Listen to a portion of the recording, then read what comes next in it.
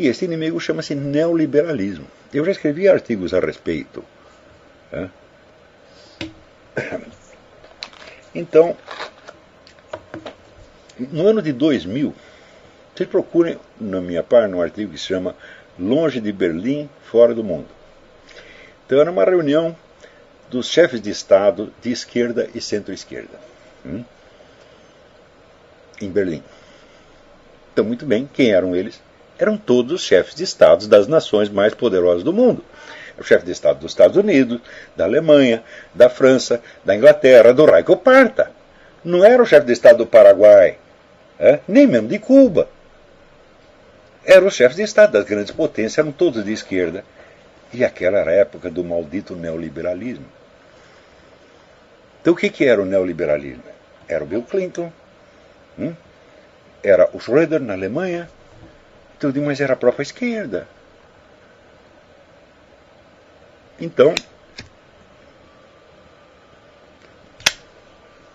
segundo eles, então, o neoliberalismo é a política privatista baseada no mais extremo individualismo e desprezo pelos pequeninos e necessitados, é o capitalismo na sua forma crua, etc, etc. Eu digo, mas espera aí, mas quem está implantando isso são vocês.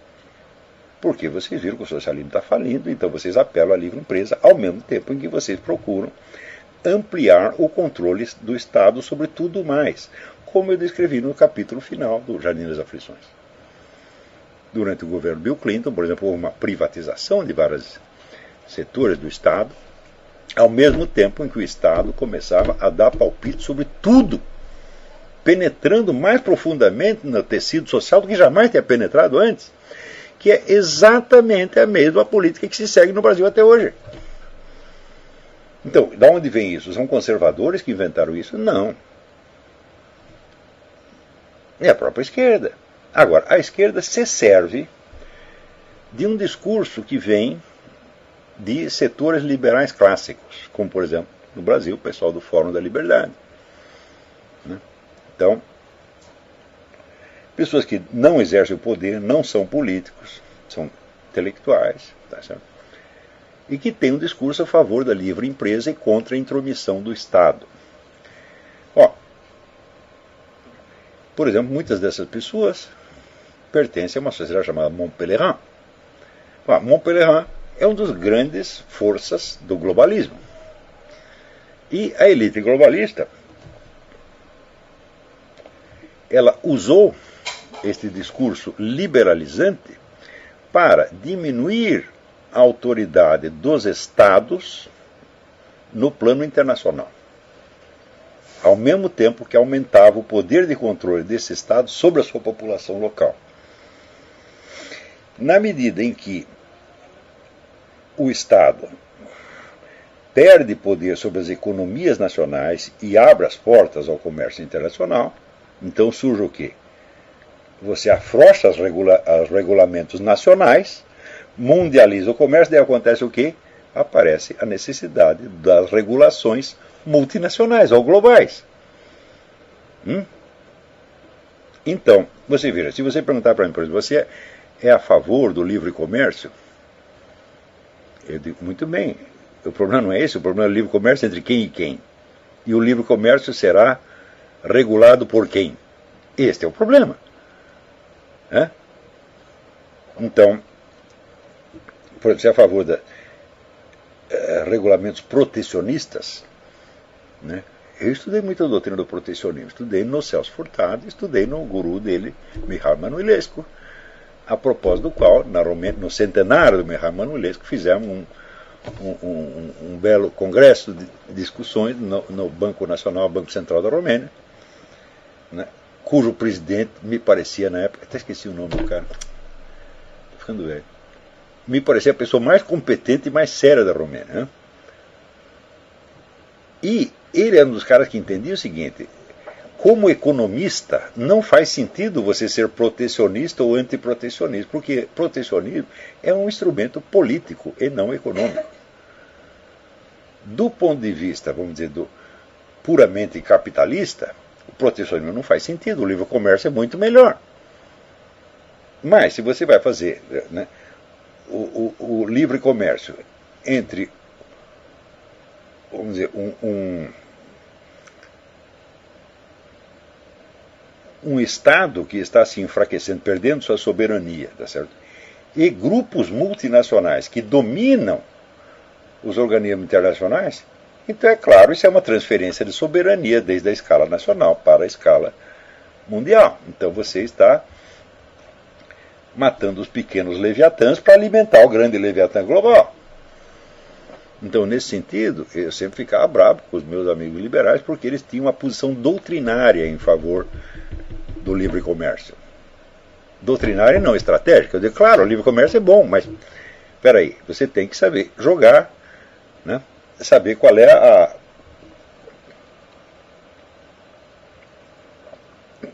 é o fator político que está em jogo, e não somente, vamos dizer, a questão do progresso econômico.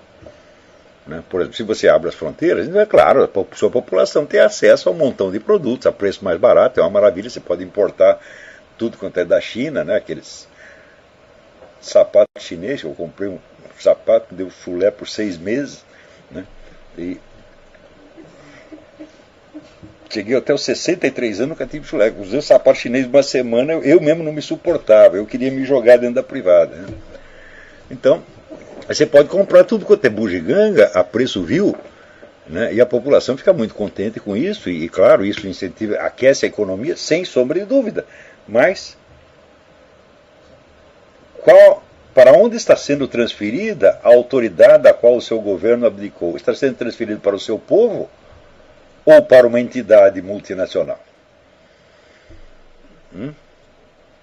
E essa entidade multinacional, ela é capitalista? Fala, de jeito nenhum, ela é socialista fabiana. Então, quer dizer, um problema com o pessoal conservador é o seguinte, todos eles são doutrinários, eles são a favor de umas coisas e contra outras. Né? Eu digo, por que esta pressa de ser a favor? Primeiro você tem que saber o que está acontecendo. Não é isso? A tomada de posição depende de saber, como diz, para usar a imagem de futebol, qual é o time que está jogando e contra quem. Às vezes ele não sabe, então por que como tomar posição? Então o problema não era assim, livre comércio versus protecionismo. O problema era soberania nacional versus governo global. Então, este pessoal da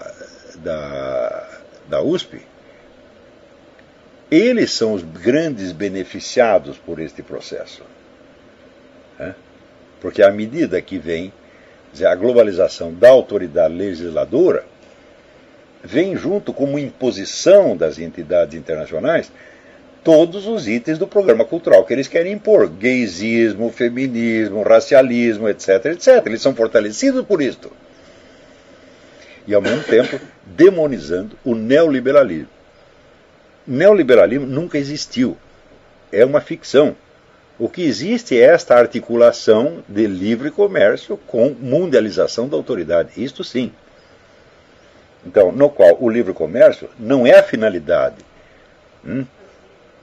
Ele é um instrumento para a mundialização. Se ele fosse a finalidade, tudo esgotasse aí, então você tem o processo, vamos dizer, globalização é uma coisa e globalismo é outra. Tá, temos a globalização do comércio, ótimo. Tudo vai baratear, vai aquecer a economia, tá certo? Vai ter uma circulação de capital, circulação de informação, circulação de cultura. É uma maravilha. Eu sou inteiramente a favor disso, só que qual é o preço? Tudo isso foi feito para fortalecer o poder da elite globalista, que é socialista e que alimenta esses mesmos caras. É a Fundação Rockefeller, é a Fundação MacArthur, é a Fundação Ford, etc, etc. Então, uma análise efetiva da realidade começa com a descrição da posição onde você está. E assim como um desenhista, ele tem que, em primeiro lugar, medir a sua distância do objeto. Então, quando o desenhista põe um lápis assim, ele está tomando ele mesmo a sua posição como unidade fundamental de medida em relação ao objeto. Então, distância dele ao objeto, posição dele em relação ao objeto e do objeto em relação a ele. Se ele não sabe onde ele está, Então ele só pode fazer um desenho cubista, né? Onde o objeto aparece desde 1000 perspectivas totalmente desencontradas. Tá certo? E, evidentemente, isso não vai dar a menor ideia da estrutura objetiva do ente que você está desenhando. Então, a verdadeira sociologia, a verdadeira ciência política começa com a compreensão da sua posição na sociedade. Quem sou eu? De onde eu tiro o meu dinheiro? Né? Quais são as pessoas com quem estou relacionado? Quais são as pressões que eu recebo? Quais são as expectativas que eu atendo? E assim por diante. Mas eles não podem fazer esta análise. Né? Se começasse, olha, metade de nós aqui vive da Fundação Rockefeller ou do George Soros. Então, isso significa que todo esse movimento neoliberal que nós estamos condenando, bom, ele abriu o comércio, favoreceu o livre mercado, mas favoreceu ao mesmo tempo e inseparavelmente a criação do poder multinacional que nos favorece. Então não podemos ser, nós só fingimos que somos contra. E daí, vamos dizer, esta ambiguidade que eu já observei em 2000, 12 anos atrás, gente. Ué, os neoliberais são todos de esquerda, pô. Leiam lá, procuram o artigo 2000, foi publicado na época. Reunião dos chefes de Estado de esquerda. Quem chama chefe de Estado de esquerda? Todos. E era a época que, no Brasil, a esquerda estava estrelando contra a política neoliberal, que era a política deles mesmo. Então, você veja, é claro que como descrição da realidade, isso é totalmente falho. Mas construir este fetiche, este fantoche, esse espantalho neoliberal, serve para quê? Para fortalecer o senso de identidade e de solidariedade grupal, que é exatamente o propósito do discurso ideológico. E, em suma, a coisa culminou no pronunciamento do Ricardo Mussi, que foi um pronunciamento de 1 minuto e meio, no qual tudo o que ele fez foi fazer propaganda do candidato do PT à Prefeitura de São Paulo. A cidade está um caos, está, como a Marilena escreveu, isso aqui está muita violência, etc, etc. Mas, felizmente, nós temos um candidato marxista, e por isso nós temos alguma esperança. Eu digo, mas não está cheio de marxista aí faz 30 anos? Mais ainda, quando veio a Constituição de 88 e as eleições, as diretas, já não foi a USP que chegou ao poder? E que está dividindo até hoje o poder entre PT e PSDB? Então, seria o caso de dizer, toma que o filho é teu. Este é o mundo que vocês criaram. É o mundo dos garotos que agredem velhinhos e acham que são muito valentes por isto. É o mundo das mulheres que saem mostrando o peito dentro da igreja. É o mundo da parada gay, que aparece o homem se bulinando na rua. Tá certo? E você quer que depois de tudo isso as pessoas sejam respeitosas e educadas? E se elas não são, você diz que a culpa é do conservadorismo? Ou seja, supõe-se então que esses garotos que agrediram lá o Dom Bertrão, que xingaram os velhinhos na porta do clube militar, fizeram isso por ser muitos cristãos, eles receberam uma formação conservadora e estão expondo. Isso para vocês verem é o seguinte, que um estado de completa alienação em relação à realidade social pode favorecer o senso de identidade e a força política de um grupo.